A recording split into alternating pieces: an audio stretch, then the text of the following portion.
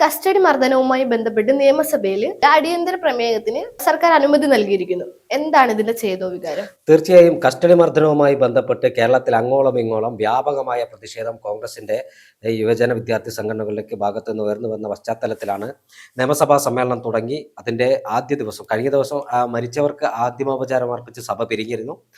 ഇന്ന് സഭാ നടപടികൾ ആരംഭിച്ചതിന് തൊട്ടു പിന്നാലെയാണ് കോൺഗ്രസിന്റെ യുവ MLA യും അങ്കമാലി MLA ആയ റോജി എം ജോൺ അടിയന്തര പ്രമേയത്തിന് നോട്ടീസ് നൽകിയത്. അടിയന്തര പ്രമേയത്തിൽ കേരളത്തിൽ ആകമാനമുയരുന്ന കസ്റ്റഡി മർദ്ദനവുമായി ബന്ധപ്പെട്ട് വിശദമായ ചർച്ച വേണമെന്നാണ് ഈ നോട്ടീസിൽ റോജി എം ജോൺ ആവശ്യപ്പെട്ടത്.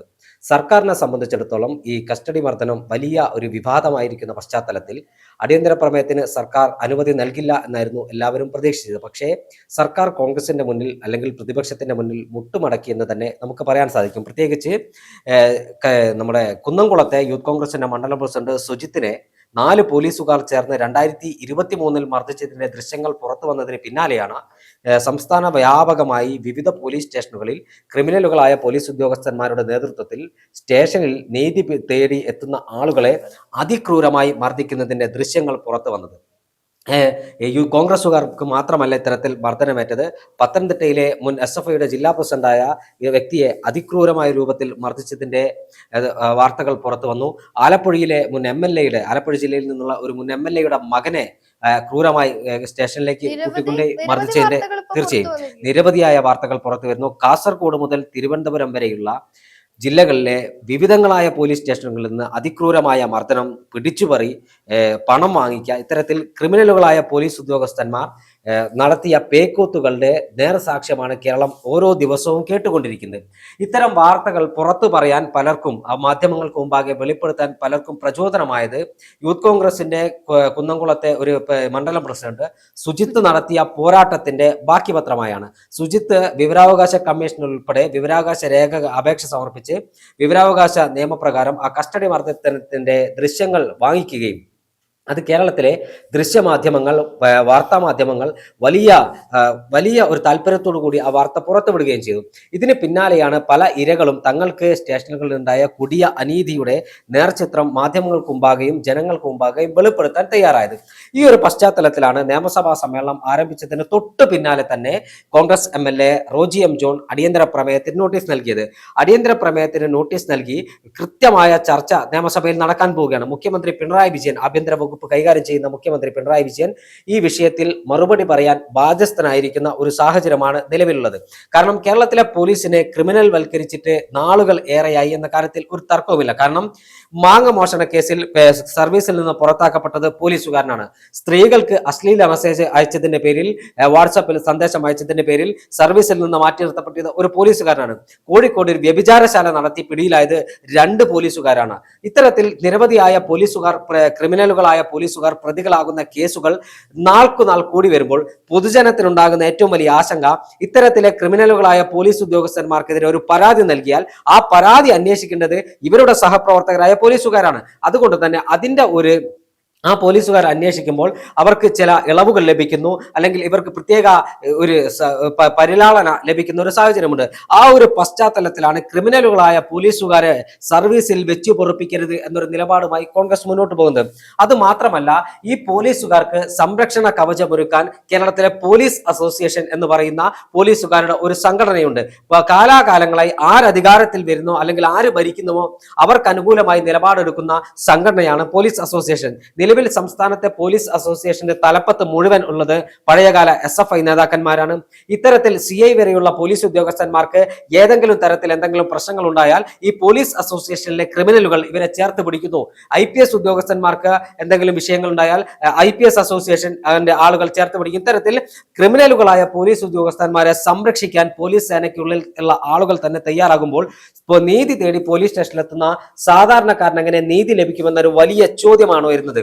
എന്തായാലും അടിയന്തര പ്രമേയം സഭയിൽ സർക്കാരിന്റെ തൊലി ഉരിക്കുമെന്ന കാര്യത്തിൽ ഒരു തർക്കവുമില്ല. എല്ലാ വിഷയങ്ങളിലും കൃത്യമായി കേരളത്തിലെ കസ്റ്റഡി മർദ്ദനങ്ങൾ ഉൾപ്പെടെയുള്ള വിഷയങ്ങൾ എണ്ണി നിയമസഭയിൽ പറയാൻ തന്നെയാണ് കോൺഗ്രസിന്റെ തീരുമാനം.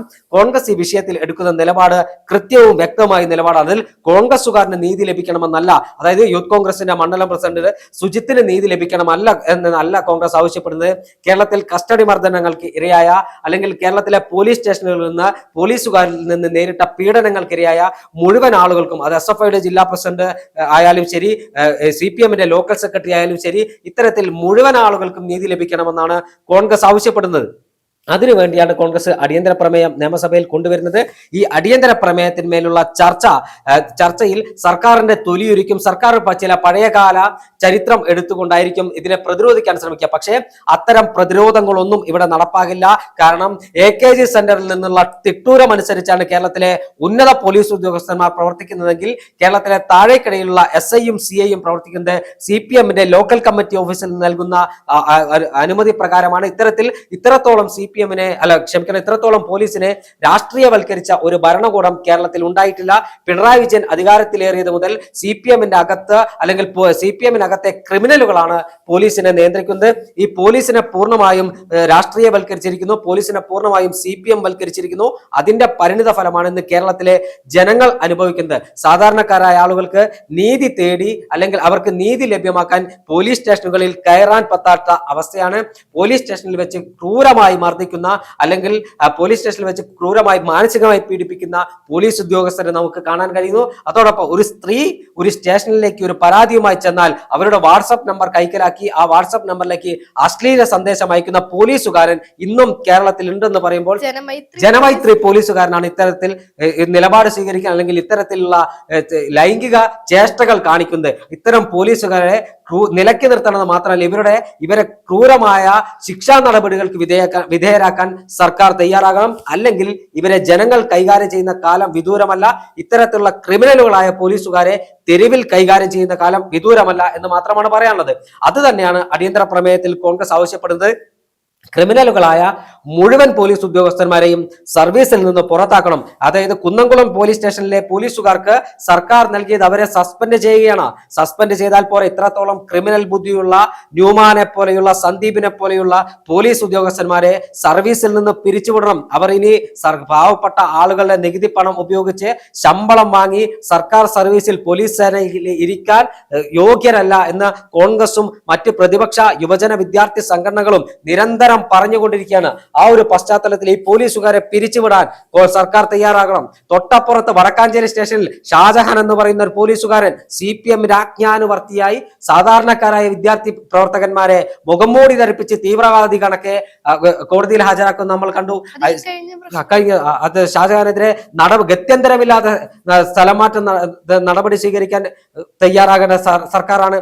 ഇത്തരത്തിൽ പോലീസ് സേനയ്ക്കുള്ളിൽ ക്രിമിനൽ വൽക്കരിക്കപ്പെട്ട പോലീസ് സേനയ്ക്കുള്ളിൽ നിന്നും അത്തരം ക്രിമിനലുകളെ പൂർണ്ണമായും മാറ്റി നിർത്തി സാധാരണക്കാരന് പോലീസ് സ്റ്റേഷനിലെത്തിയാൽ നീതി ലഭിക്കുന്ന തരത്തിലേക്ക് ഉണർന്നു പ്രവർത്തിക്കാൻ, സർക്കാരിന്റെ കണ്ണു തുറപ്പിക്കാൻ, സർക്കാരിന്റെ കാതു തുറപ്പിക്കാൻ കേരളത്തിലെ മുഴുവൻ പോലീസ് സ്റ്റേഷനിലും മഞ്ചേശ്വരത്തെ തലപ്പാടി മുതൽ ഇങ്ങ് പാറശാല വരെയുള്ള കളിയിക്കാവിള വരെയുള്ള പോലീസ് സ്റ്റേഷനിൽ നടമാടിക്കൊണ്ടിരിക്കുന്ന മൂന്നാം മുറയും അതോടൊപ്പം തന്നെ സാധാരണക്കാരന് നീതി ലഭ്യമാക്കാത്ത പോലീസിന്റെ തനി നിറം കാക്കിക്കുള്ള ക്രിമിനലുകളെ തുറന്നു കാണിക്കാനാണ് ഈ അടിയന്തര പ്രമേയം കോൺഗ്രസ് കൊണ്ടുവന്നിരിക്കുന്നത്.